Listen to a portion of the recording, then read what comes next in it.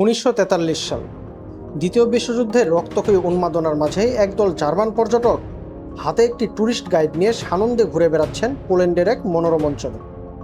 চারদিকের সুন্দর রাস্তা, চমৎকার আতিথেয়তা দেখে তারা ডায়েরিতে লিখছেন হিটলারের শাসনের শ্রেষ্ঠত্বের কথা। কিন্তু কি এক ভয়ানক অন্ধত্ব! ঠিক সেই মুহূর্তে তাদের পায়ের নিচের সেই মাটিতেই নাৎসিদের কুখ্যাত কনসেন্ট্রেশন ক্যাম্পে পুড়িয়ে ছাই করে দেওয়া হচ্ছিল হাজারো মানুষকে। অথচ পর্যটকদের চোখের সামনে সাজিয়ে রাখা হয়েছিল এক কৃত্রিম স্বাভাবিকতা।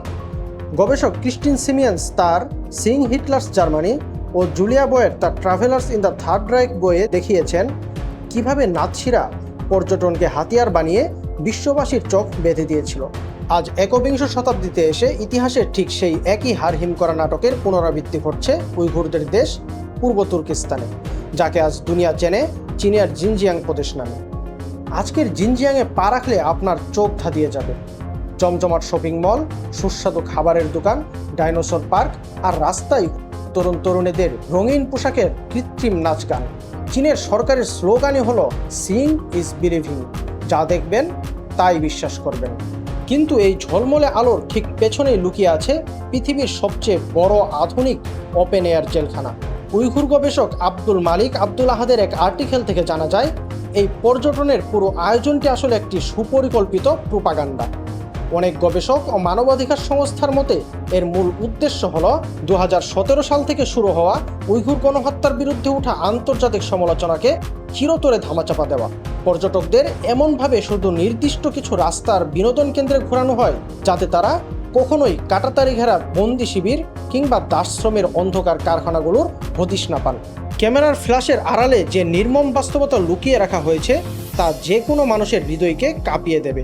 আজ 10 লক্ষাধিক উইঘুর শিশুকে তাদের বাবা মায়ের কুল থেকে জোরপূর্বক কেড়ে নিয়ে বন্দি করা হয়েছে রাষ্ট্রীয় বোর্ডিং স্কুলগুলোতে, যেখানে নিজের মাতৃভাষা বলা নিষিদ্ধ, নিজের সংস্কৃতি চর্চা করা অপরাধ।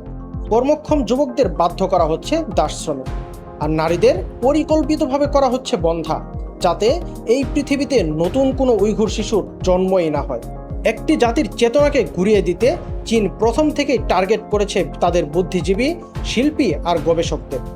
পুরো একটা প্রজন্মকে গুম করে স্তব্ধ করে দেওয়া হয়েছে, ধ্বংস করে দেওয়া হয়েছে হাজার বছরের প্রাচীন সব ঐতিহাসিক নিদর্শন।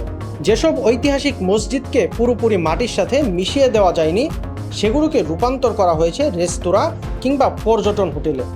চিন্তা করে দেখুন, যে পবিত্র স্থানে মানুষ এক সময় আল্লাহর সামনে সিজদা করত, আজ সেখানে চলছে দেশি বিদেশি পর্যটকদের নাচ গান আর মদ্যপান। এখানেই শেষ নয়। গবেষক মেলিসা সেনি ব্রাউন ও ডেভিড ও ব্রায়ানের মতে এই পর্যটন ব্যবস্থা চীনা হান পর্যটকদের মনে এক ধরনের বর্ণবাদী শ্রেষ্ঠত্ববোধ তৈরি করে, যেখানে উইঘুরদের কেবলই নিচু স্তরের সেবক মনে করা হয়। আরও ভয়ানক বিষয় হলো, যেসব উইঘুর পরিবারকে বন্দি শিবিরে পাঠানো হয়েছে তাদের শূন্য বাড়িঘরগুলো এখন নামমাত্রে মূল্যে বিক্রি করা হচ্ছে বাইরে থেকে আসা হান চীনাদের কাছে। বোনাস হিসেবে দেওয়া হচ্ছে আকর্ষণীয় চাকরি আর উইঘুর নারীদের বিয়ের প্রলোভন। ঠিক যেভাবে নাৎসিরা পোল্যান্ড দখল করে জার্মানিকরণ করেছিল, আর চীনও ঠিক একইভাবে পূর্ব তুর্কিস্তানের জনমিতি বদলে দিচ্ছে। ইতিহাসে জোসেফ স্টালিনের সোভিয়েত রাশিয়া কিংবা হিটলারের নাৎসি জার্মানি, সবাই নিজেদের নির্মমতাকে ঢাকতে এই গণহত্যা পর্যটনের পথ বেছে নিয়েছিল। আর চীনও ঠিক সেই একই মনস্তাত্ত্বিক কৌশলে সফল হচ্ছে। ইতিহাস বলে গণহত্যা শুধু বন্দুক বা বন্দি শিবিরের মধ্যেই সীমাবদ্ধ থাকে না, কখনো কখনো তার রঙিন উৎসব, পর্যটনের বিজ্ঞাপন আর হাসি মুখের ছবির আড়ালেও লুকিয়ে থাকে।